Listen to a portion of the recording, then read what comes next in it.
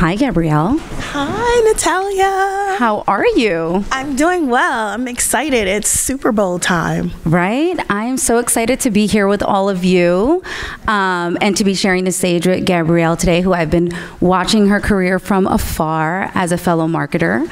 And we thought we'd kick things off here by really talking about Gabrielle's career and her recent transition. It's been, what, a little over 6 months since you've become CMO? Yes, it's been almost 8 months. And wow. Yeah, no, it's been a fantastic transition. I've been privileged to be a part of the Mars family for 5 years. I joined in the pet care division and was there for 4 years before coming over to the sweeter side of the business of Mars Wrigley with brands that you know and love, like M&M's, Snickers. Love M&M's. I have a 6-year-old and a 3-year-old who are obsessed with M&M's. So tell me, what are you most excited about? What's keeping you up at night? So what are you most excited about this year, and what's keeping you up at night? I'm probably most excited about really bringing the brands into a new generation of treaters. It's a really exciting time for our business and our brands to be involved in culture. And I think the thing that keeps me up at night has more to do with the pace of change. We're at a point right now where things are changing faster than they ever have been, and probably slower than they ever will. And so being able to keep up with the pace of change, keeping up with the new generations and their changing values. I hear you. I feel like my girls are onto something new every day. So talking about M&M's, I mean, we hear there's something big happening with M&M's this weekend. So what can we expect? Well, there's been just a little conversation happening with M&M's. I don't know if you guys know anything about that, but when we decided to come back to Super Bowl for 2023, we wanted to make sure that it felt fun and like a campaign. And so in the weeks leading up to the Super Bowl, we've introduced, our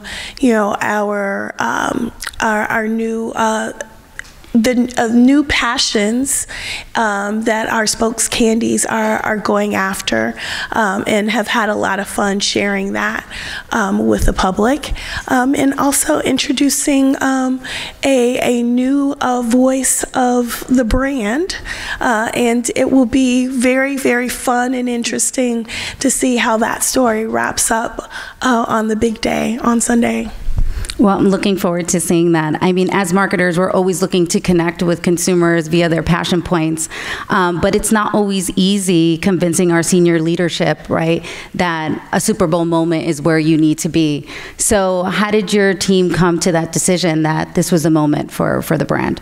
Yeah, so M&M's is an iconic brand.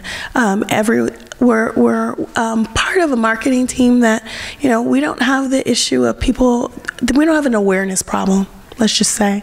But relevancy is real, right? And so a brand as known and as, as existing as M&M's, needs to stay relevant for generations, and there isn't one more culturally relevant moment than Super Bowl. Live TV is not something that is not what it used to be, right? And so these moments where you get all generations to participate in a live moment, that's something that we want to be a part of, and I think that it's really important for us to have a place within that moment. So for us at Snapchat, it's funny because when we think about these major moments, right, they're brought down into these micro moments where we see not only a spike in interactions during the game, right, but specifically after a touchdown, right before halftime, right after halftime. So that conversation is happening with 100 million daily active users that we have in North America. And I'm just curious to understand from you, as you're trying to bring M&Ms into that cultural conversation, what are some things that your team is discussing in different ways that they can go about doing that? Well, it's interesting. We approached Super Bowl this year very differently. We didn't want the 30-second spot to be the moment. We want it to be a moment in an overall campaign. And I think that's what you're seeing happen today. You're right. There are many micro moments, and the thing about it is, even though people are watching live TV at that moment, they're 2-3 screens in, right? So they're watching the game, and whoever made the touchdown, they're looking on their phone to see where that person went to school, or looking at their stats, or seeing what that person's about. So it's more than just that one screen. It's a dual screen. So you have to be wherever their attention is. So what you'll see from our campaign, on Sunday, is you'll see things that will pop up in social. You'll see things throughout the game. You'll see things in different moments, and that is hitting different people at different times. But it all comes together. No, we definitely see that. I mean, we know that Gen Zer is like the ultimate multitasker, right? So the 3 screens are definitely real. What do you think brands are getting right in the sports marketing space? And where do you think there's still an opportunity for us to push when thinking about Gen Z? Yeah, I think the live moments are really important, but they're more than just the live moments. I think that what you're starting to see is more brands be involved in not just the big professional sports areas. You're seeing lots more brands in college sports. You're seeing a lot more brands regionally focused on a lot of different sports. You're seeing brands not necessarily just in the NFL or the NBA. You're seeing soccer, you're seeing tennis, you're seeing lacrosse, you're seeing rugby. So you're seeing them go very, very deep into moments so they can get engage with consumers more intimately and more specifically. And I think that's wonderful. Definitely diversifying across different interests. I mean, I know, what is it, pickleball? Is that like the thing now, I hear? Pickleball, yeah, pickleball. So switching gears a little bit, we hear a lot from a lot of the brands that we work with that their teams are really trying to strike the right balance between long-term planning and those short-term gains that they need to show their business leaders. How is your team striking that balance? Yeah, so there's a lot of questions about overall brand building versus performance marketing.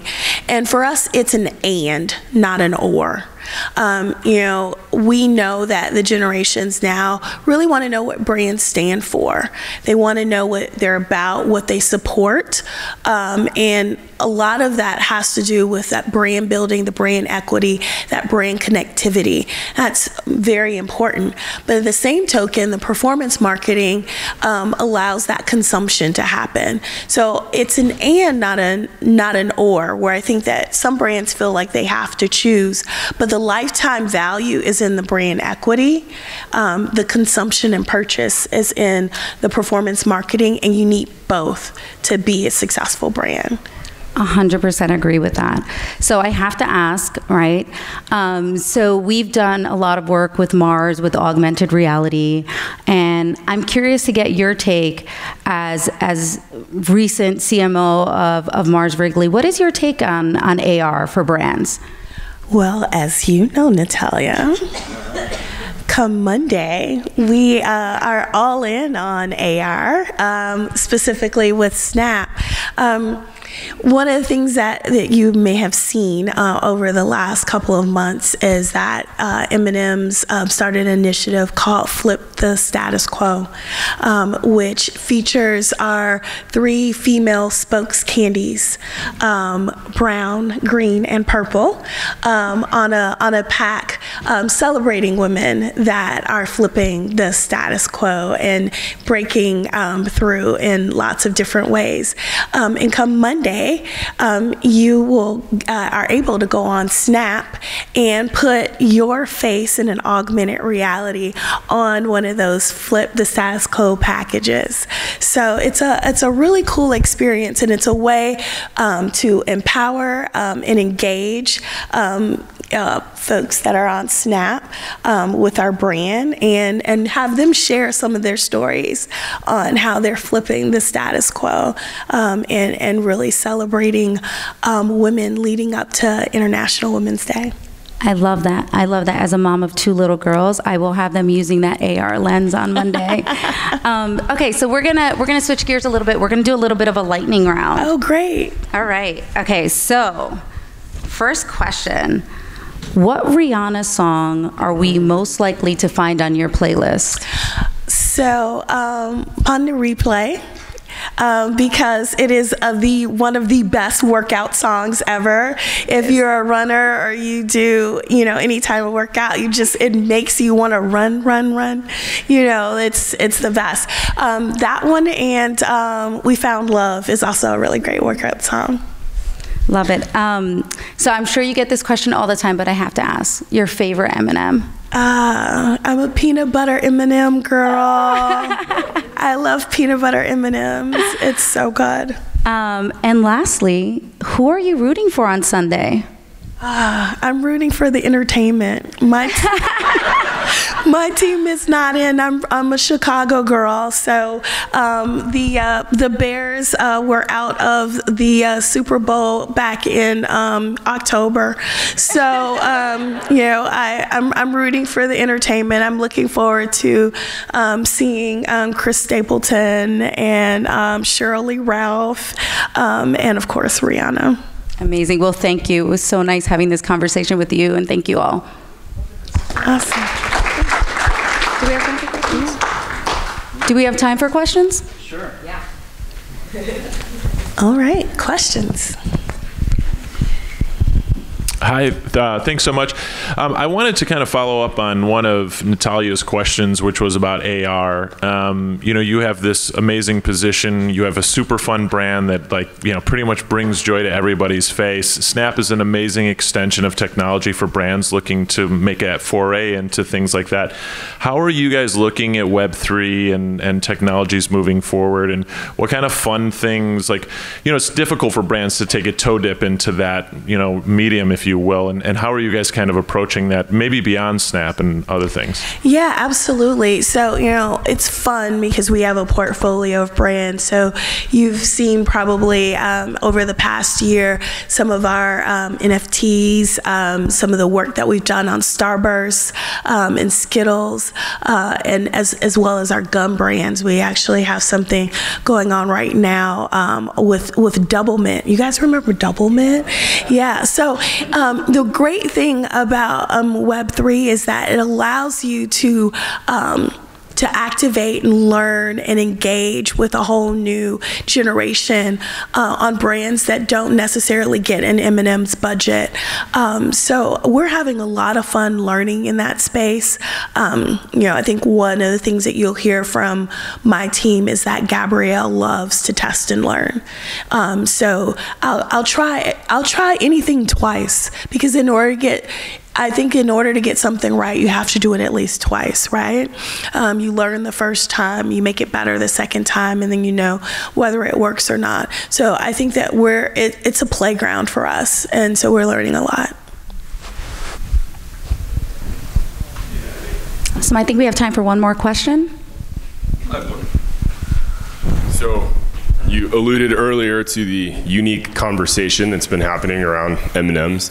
I guess just from a brand standpoint, so many things get over-politicized these days. And when you have an iconic brand like M&Ms pulled into a political conversation, how from a marketing standpoint do you handle that? Do you handle the backlash of that? And ultimately try to navigate those trenches? Yeah, one of the reasons why I came to Mars is because my marketing philosophy is rooted in purpose, and M&M's is a purposeful brand. It is brought here to make sure that everyone has a sense of belonging through the power of fun. And so I always say, if it's not fun, we're not doing it. And as long as you're rooting your conversations in fun and purpose, I think one of the things that we have seen over the last couple of weeks, over the last month, over the last year, as we started to really live and see that purpose come through for M&M's, that our brand and our characters are beloved by so many people, and that creates conversation. And if that creates conversation that allows people to connect in powerful ways, then wonderful. But our objective is just about fun. Thank you all. All right. Thanks, everyone. All right.